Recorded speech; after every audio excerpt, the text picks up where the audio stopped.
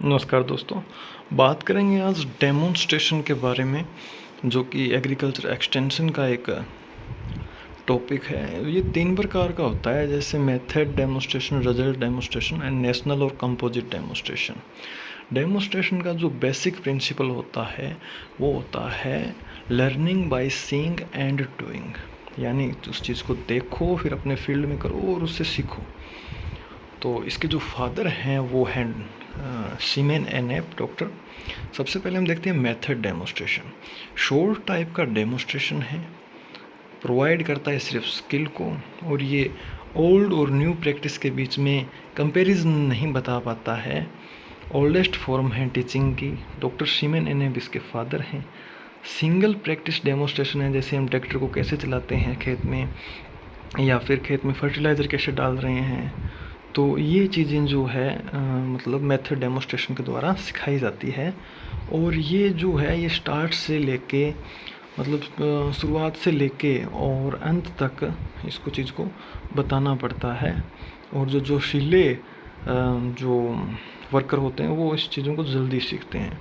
वही result demonstration method demonstration का just उल्टा है।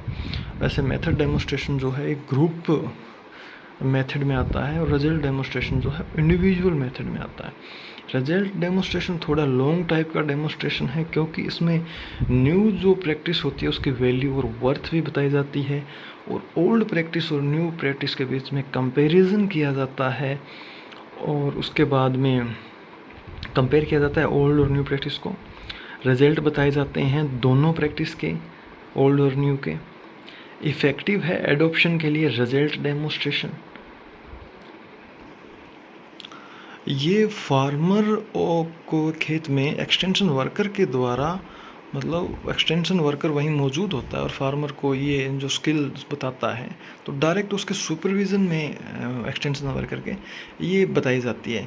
जैसे कि ड्रोन जो प्रदर्शन होता है नैनो यूरिया का या किसी भी चीज़ का, ड्रोन से जो स्प्रे होती है, वहाँ पे एक्सटेंशन वर्कर भी होते हैं, किसान भी होते हैं। तो वो ये चीज़ें बताते हैं कि इस तरीके से आप स्प्रे कर सकते हो।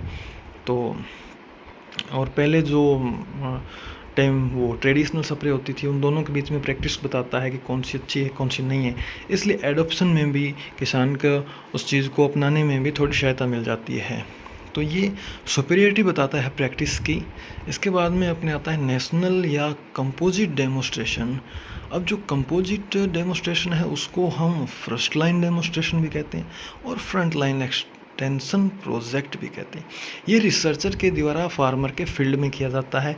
ये किया जाता है क्योंकि अपने हाई यील्डिंग यानी प्रोडक्शन को बढ़ाने के लिए किया जाता है, मेनली पर यूनिट एरिया और पर यूनिट टाइम के अंदर, कि कितना प्रोडक्शन हम बढ़ा सकते हैं। तो रिसर्चर फार्मर के खेत में अपनी कोई वैरायटी उगाते हैं और उससे जो ज़्यादा उपज मिलती है, तो उस हिसाब से ये डेमोन्स्ट्रेशन किया जाता है।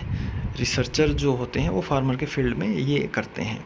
ये जो प्रोग्राम है ये ministry of food and agriculture ने 1965 के अंदर चलाया गया था। बाद में 1967 में ये अपने ICAR को सौंप दिया।